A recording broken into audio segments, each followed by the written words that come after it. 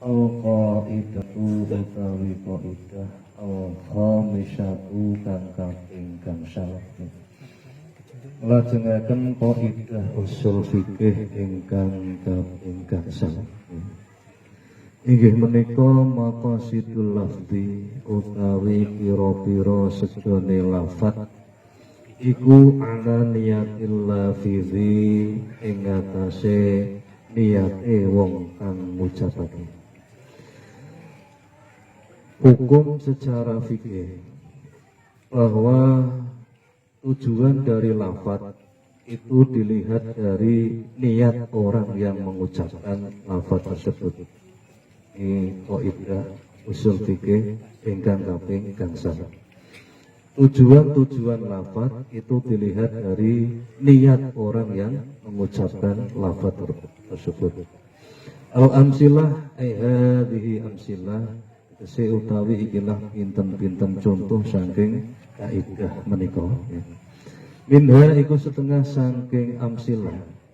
Laukana lamun ono apa ismu zaujatihi arane bojone wong au amatihi utawa arane budak wadone wong iku tolikon aran tolikon. Tolikon niku maknane wong ingkang dipun cerai utawa orang yang tercerai.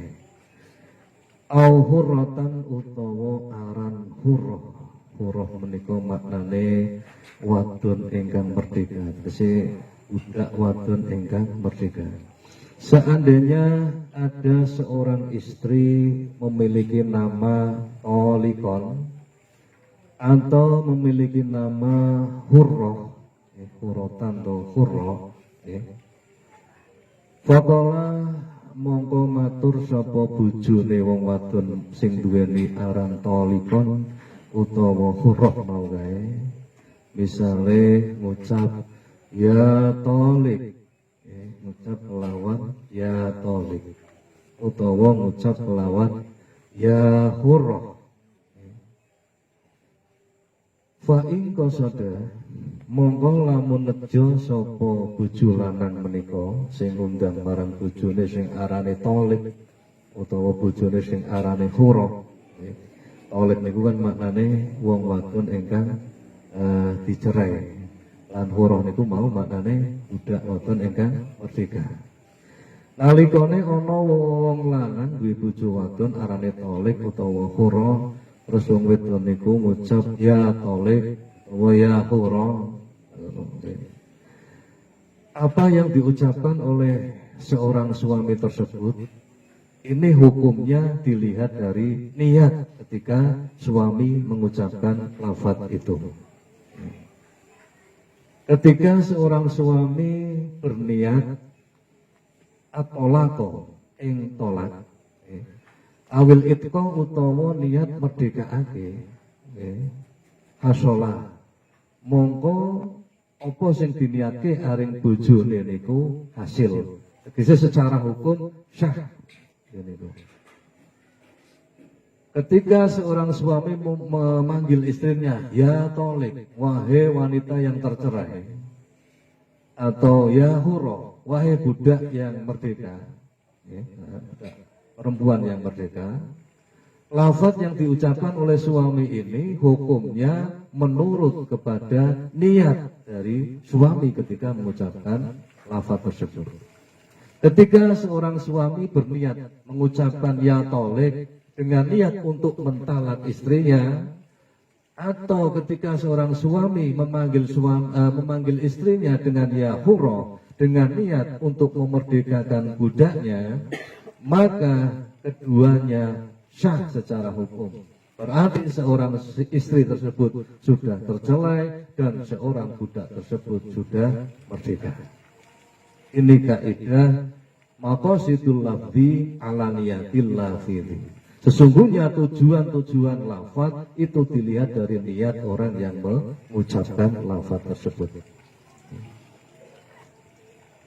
Awin tidak, akan tetapi ketika tujuannya hanya semata-mata memanggil karena namanya adalah tolik atau hurrah, suami tersebut semata-mata memanggil nama istrinya yang namanya tolik atau yang namanya huro, maka hukum dari lafaz yang diucapkan oleh suami tersebut falah, tidak dihukumi mencerai atau memerdekakan budaknya.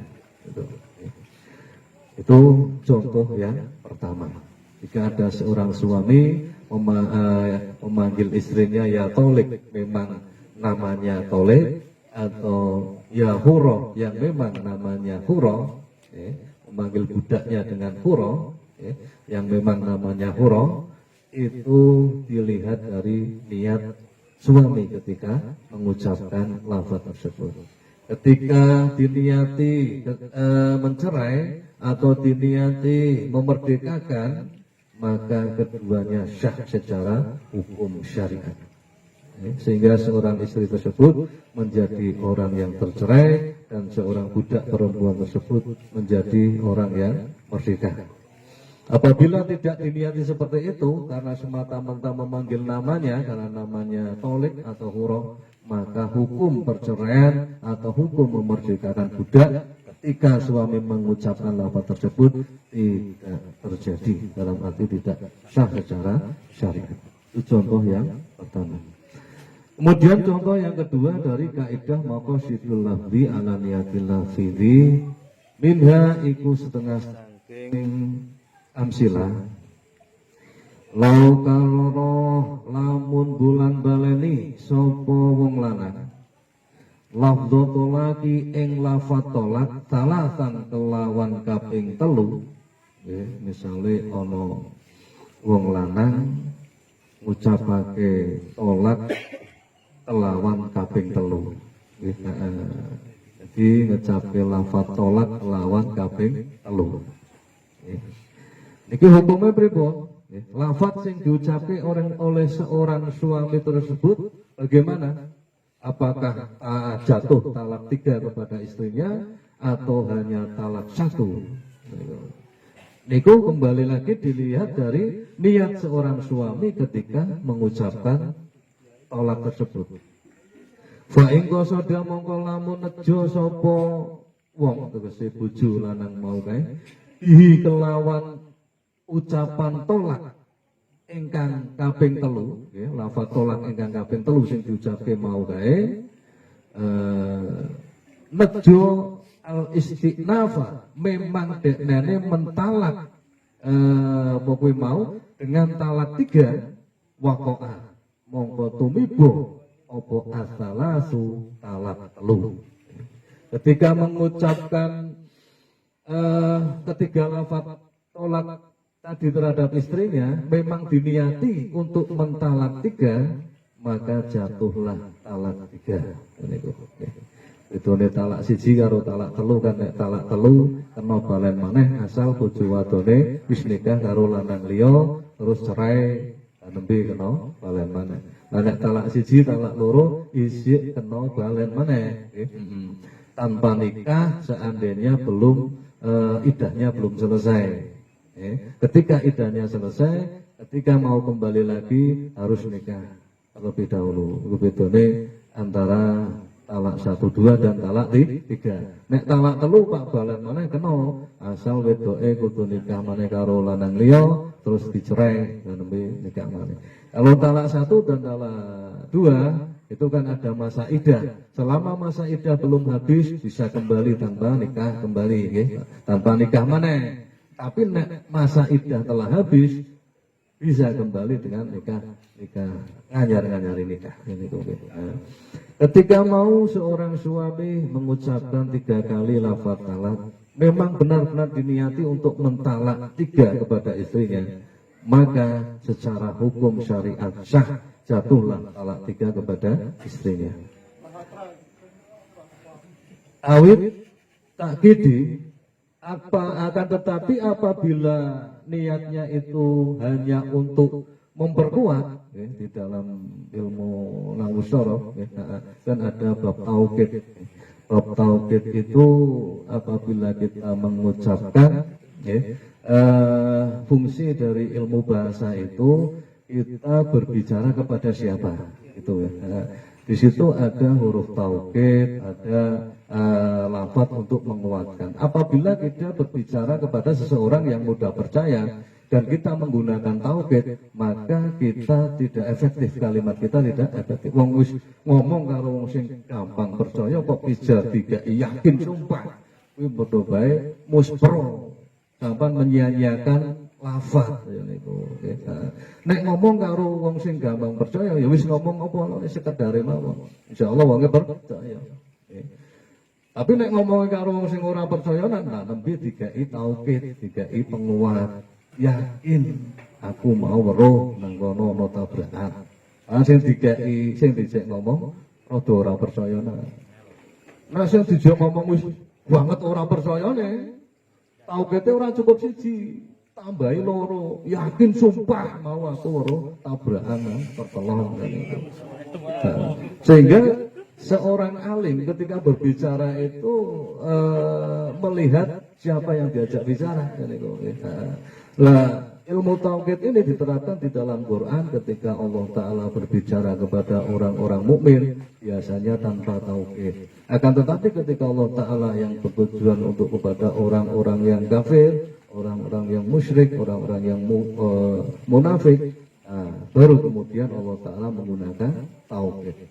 Apabila niat dari seorang suami itu mengucapkan 3 kali lafaz tolak itu, yang kedua dan ketiga itu hanya untuk mentaukidi, untuk memperkuat lafaz yang pertama, maka secara syariat hukumnya adalah talak satu.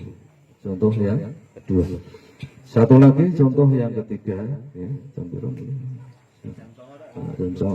tunggal mana ya? Orang udah ngatur udah ngatur marem hasilnya, jadi huruf yang ngono. Minha iku setengah saking amsilah.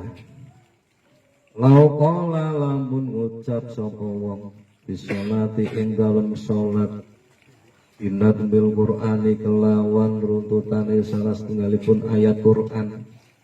Walam yaksid lan ora nejo sapa wong siwahu ing sakliyane Al-Qur'an.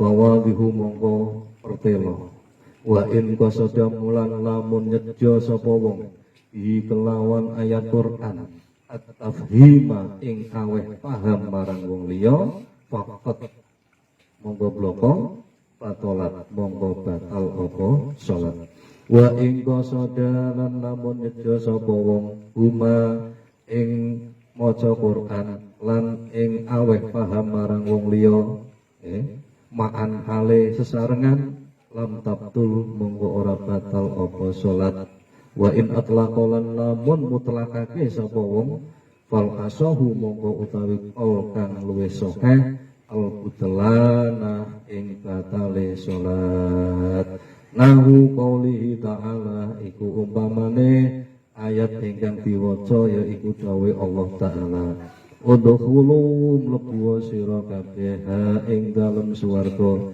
bisalamin kelawan selamat aminin tur wong kang aman kabeh. Iku ayat sing pertama. Lajeng ayat ingkang kaping kalih ya Yahya he Yahya hud ngalapo sira alkitab ing kitab tegese kitab Taurat. Karena Yahya niku sak sampunipun Nabiullah Musa mewarisi agamane Nabiullah Musa menika kitabe Taurat. Ya Yahya Yahya khud ngalapo sira alkitab ing kitab iku wah nang kene maknane asli yo kekuatan, cuma nganggo makna majazi, maknane temenanan tegese sungguh-sungguh. Wahai Yahya, ambillah kitab itu tegese kitab Taurat dengan bersungguh-sungguh. Carane nafsari Quran itu nek ora komplit ilmune niku bisa kesasar, bisa salah. Karena terkadang ada lafaz yang tidak dimaknai dengan makna sebenarnya, tapi dengan makna majas atau makna perumpamaan atau makna inayah ya niku. Mana yang harus dimaknai dengan makna yang sesungguhnya dan makna yang harus dimaknai dan mana yang harus dimaknai dengan makna majas kuwi kudu ngerti. Niku wonten ilmune nanggon balaghah niku wonten. Dadi ora sembarangan. Lah biasanya wong sing keras-keras kuwi dimaknai kaya konone kaya niku. Dadi nang ngono ora ngerti balaghah dereng tekan. Dadi sing dimaknani iki ya maknane kudu kaya iki. Wong tulisane kaya iki ya kudune maknane kaya iki. Padahal di dalam ilmu balaghah tidak semua lafaz itu harus dimaknai dengan makna yang sebenarnya. Terkadang harus dimaknai dengan makna inayah atau makna majazi yang seperti itu. Contoh ingkang kaping 3 misalnya ana wong salat. Nalikane salat sak rampunge maca Fatihah kan disunahke maca surat niku sunah hayat niku nggih. Ana wong dodok-dodok arep pertamu, assalamualaikum ya niku kan dodok-dodok. Terus dekne maca ayat Quran nang kono udkhuluha mlebu sira ya niku maksude kaya niku. Udkhuluha bisalamin aminin. Lah iki ketika wong salat ngucapake kaya iki didelok saking niate. Nek niate hanya apa kuwi mau semata-mata membaca Al-Qur'an, nek niate semata-mata hanya membaca Al-Qur'an, ya salate boten batal niku. Tapi nek niate kuwi semata-mata aweh paham marang sing dodok-dodok mau supaya mlebu udkhuluha kan maknane mlebu sira udkhuluha bisalamin aminin diseroke supaya wong sing dodok-dodok niku krungu men mlebu niku nek niate aweh paham ya salate batal niku.